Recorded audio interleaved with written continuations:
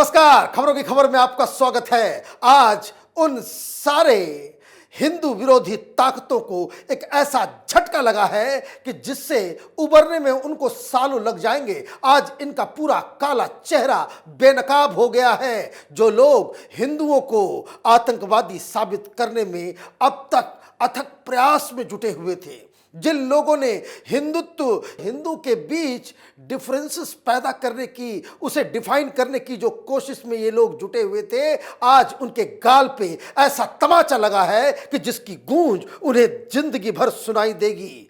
आज हिंदू आतंकवाद नामक उस अफवाह को एक ऐसा करारा झटका लगा है कि जिसके बाद से ये जीवन भर हिंदुओं के खिलाफ एक शब्द नहीं बोल पाएंगे। ये क्यों ऐसा हुआ है? क्योंकि आज मालेगांव ब्लास्ट, ये मालेगांव ब्लास्ट क्या है? ये महाराष्ट्र के अंदर 2008 में एक मोटरसाइकिल में ब्लास्ट हुआ था। 8 लोगों की मौत हुई थी, 100 से ज्यादा मुसलमान इसमें घायल हुए थे। मुंबई की पुलिस, वहां की जो अर्ली इन्वेस्टिगेशन था, उसमें कई सारे मुस्लिम आतंकवादियों का नाम आया था, उसे पकड़ा गया था। लेकिन अचानक से उस समय सोनिया गांधी के नेतृत्व वाली यूपीए की सरकार, एक ऐसा कलंकित प्रधानमंत्री मनमोहन सिंह उस कुर्सी पे बैठा हुआ था जिसके नाक के नीचे एक साजिश रची गई और यह कहा गया कि इसकी कहानी बदल दो, इसका पूरा इल्जाम हिंदुओं के ऊपर लगा दो। ये बात हम लोग बहुत दिनों से कहते आ रहे थे, लेकिन आज ये जो विटनेस, जो मुख्य गवाह था, उसने ये बात कोर्ट में कबूल कर ली है कि मालेगांव ब्लास्ट के अंदर योगी आदित्यनाथ का नाम लेने के लिए ये मुंबई की एटीएस वालों ने दबाव डाला था। वो अपने बयान से पलटा है और वो हॉस्टाइल हो गया है, और उसने जो खुलासे किए हैं, जो बातें कही है, उससे आपका दिमाग हिल जाएगा। ये तमाम लोग, ये परमवीर सिंह उस समय इसी एटीएस में था। वो जो कसाब के हाथों जिसकी मौत हुई, हेमंत करकरे, वो भी इस पूरे प्रपंच का एक हिस्सा था। कहानी इनकी तैयार थी, सिर्फ विटनेसेस को फिट करना था। और हिंदू आतंक होते हैं, हिंदुत्व का एक आतंकवादी चेहरा है, हिंदू आतंकी होते हैं, हिंदू आतंकवाद देश में पनप रहा है, ये थ्योरी फिट हो जाती। वो तो भला हो ऊपर वाले का कि जिन्होंने कसाब जैसे आदमी को जिंदा एक कांस्टेबल के हाथे पकड़वा दिया। अदरवाइज ये तमाम लोग, जिस तरह से मालेगांव ब्लास्ट के अंदर साजिश रची गई हिंदुओं को बदनाम करने की, और इसमें कर्नल पुरोहित को, प्रज्ञा ठाकुर को और तमाम कई सारे लोगों को गिरफ्तार किया गया, टॉर्चर किया गया। एक महिला के साथ जो बर्बरतापूर्ण तरीके से ये सारी चीजें की गई, नार्को टेस्ट किया गया, कई बार किया गया, लेकिन इनके हाथ कोई सबूत नहीं मिला क्योंकि कहानी झूठी थी। और अब इस झूठ का जो पर्दाफाश हो रहा है, उसके बारे में जो खबर आज आई है, वो हिंदुस्तान के लेफ्ट लिबरल कबाल, ये टुकड़े टुकड़े गैंग, ये पाकिस्तान के पैसे पे पलने वाले दलालों का आज नींद उड़ गया होगा। क्योंकि कोर्ट में क्या कहा गया, जरा सुनिए। Malegaon blast case accused Sameer Kulkarni claim today a prosecution witness whose statement had been recorded by the ATS under section 161 of the CRPC turned hostile. He said in the court that ATS forcefully picked me up from home, kept me illegally in ATS detention centers in Pune and Mumbai, and was harassed. My family was harassed, and they were threatening and pressurizing me for many days that if I do not take 5 names of RSS leader, I will not be released till then, and you will face the same fate as the other accused. We will destroy your life and do something with your wife, and will not leave you till you take the names of 5 RSS members. He took these 5 names, which included Yogi Adityanath, Swami Asimanand, Indresh Kumar, Kakka ji and Deodhar ji. ये पूरी theory किस तरीके से crumble कर रही है कि आपका जो विटनेस है, ये कौन आदमी जो हॉस्टाइल हो गया है, ये एटीएस के तरफ से प्रोड्यूस किया गया एक विटनेस है। अब जरा समझिए ये आदमी कौन है। ये एटीएस का ही विटनेस है और इसने ऑलरेडी 161 के तहत अपना स्टेटमेंट दर्ज करा चुका था और आज ये पलटी खा गया और इसने पूरी हकीकत बता दी कि उसको पिक कर लिया गया। पिक करने के बाद उसको यह कहा गया कि तुम 5 आरएसएस से जुड़े लोगों का नाम लो, नहीं तो तुम्हारी जिंदगी बर्बाद कर देंगे, तुम्हारी पत्नी के साथ बलात्कार करेंगे और पता नहीं किस किस तरह की थ्रेटिंग दी गई। और इसने उस कागज पे दस्तखत कर दिए जिसे एटीएस ने 161 के तहत दिया गया बयान बता करके कोर्ट में पेश किया गया था। मतलब ये कि एटीएस का विटनेस ये खुद कह रहा है कि हमने ये बातें हमने कही नहीं, हमसे दबाव दिलवाया गया, हमसे दस्तखत करवाया गया। और ये सब में कौन लोग थे? परमवीर सिंह। परमवीर सिंह।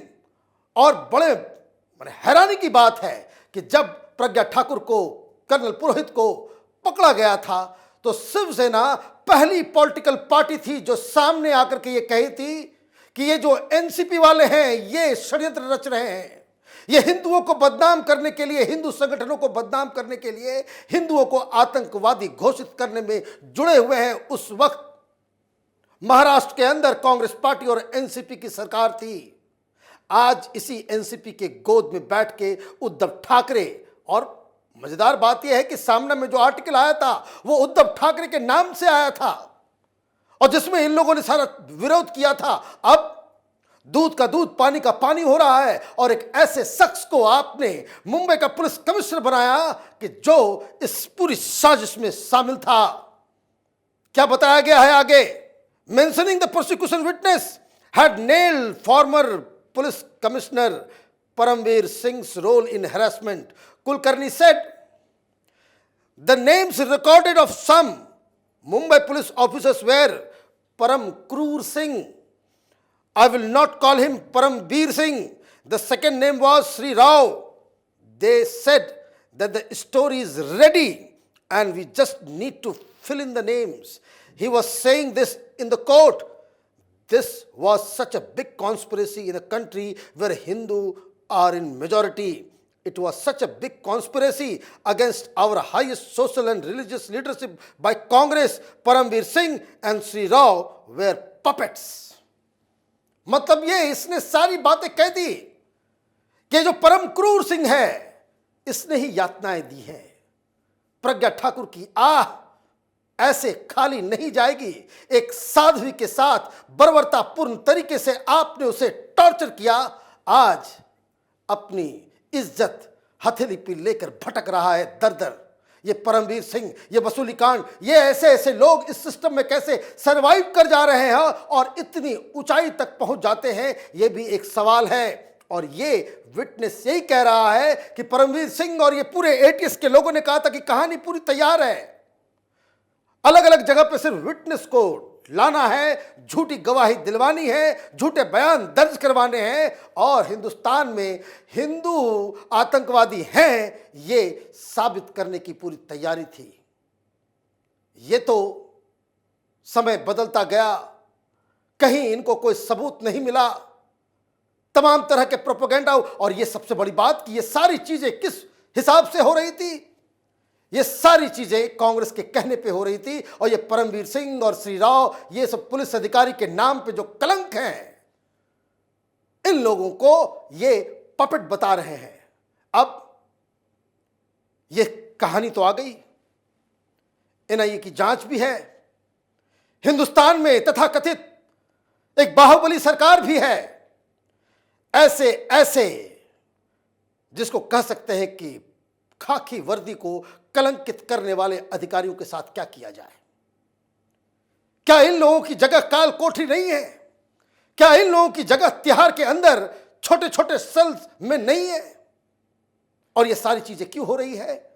ये एक बहुत बड़ी कॉन्स्पिरेसी है। इस्लामिक आतंकवाद से पूरी दुनिया जूझ रहा है, लेकिन हिंदुस्तान में एक ऐसा गैंग बैठा हुआ है कि जो इस्लामिक आतंकवाद को इसको कह सकते हैं कि अंडर प्ले करने के लिए इन लोगों ने हिंदू आतंकवाद का जो है मसला उठा दिया। ये राहुल गांधी ये ऐसे नहीं कहता कि हिंदुत्व और हिंदू में डिफरेंस है, हिंदूवादियों की सरकार है, हिंदूवादी मर्डर करता है, हिंदूवादी बॉम्ब चलाता है। और इसके पीछे की कहानी क्या है कि ये कांग्रेस पार्टी, ये लेफ्ट लिबरल कबाल, ये वामपंथी, ये नक्सली, ये अलगाववादी, ये पाकिस्तानी और ये जो चाइनीज एजेंट्स जो हिंदुस्तान के कोने कोने में छिपे बैठे हुए हैं बड़े बड़े पदों के ऊपर, ये सब के सब इसी ताक में थे कि किसी तरीके से इस साजिश को अंजाम दिया जाए। लेकिन कहते हैं कि होता वही है जो ऊपर वाला चाहता है। हिंदुस्तान में हिंदुओं की रक्षा बाय फ्लुक छोटी छोटी घटनाओं से बच जाती है, अदरवाइज इन लोगों के चक्कर में तो हिंदू धर्म कब का बदनाम हो गया होता। हिंदुस्तान में कोई हिंदू बॉम्ब ब्लास्ट नहीं करता, हिंदुस्तान में कोई ऐसा हिंदू संगठन नहीं है जो आतंकवाद को टूल मानता है अपनी चीजों को मनवाने के लिए। हिंदूवादी संगठन, अगर इनको लगता है कि भारतीय जनता पार्टी हिंदूवादियों की सरकार है तो ये तो चुनाव लड़कर के सामने आते हैं। दुनिया में कोई आतंकवादी संगठन चुनाव नहीं लड़ता। ये फर्क कांग्रेस पार्टी के मूर्खों को समझ में आना चाहिए। ये जेएनयू में बैठे साजिश करने वाले लेफ्ट लिबरल कबाल के प्रोफेसर्स को समझ में आना चाहिए। ये लुटियन मीडिया के दलाल पत्रकारों को समझ में आना चाहिए कि आतंकवादी और डेमोक्रेटिक फोर्सेस में बहुत बड़ा फर्क होता है। आतंकी चुनाव नहीं लड़ते, वो बॉम्ब ब्लास्ट करते हैं, और जो कायर इन लोगों की तरह होते हैं वो पर्दे के पीछे बैठ के साजिश करते हैं। देश के सामने ये बड़ा खुलासा हुआ है, इस पे आगे बड़ा बवाल होगा और इस पे लगातार कैपिटल टीवी की नजर बनी रहेगी। आप देखते रहिए कैपिटल टीवी। हमारे वीडियोस को लाइक कीजिए, शेयर कीजिए और हमारे चैनल को सब्सक्राइब कीजिए। धन्यवाद।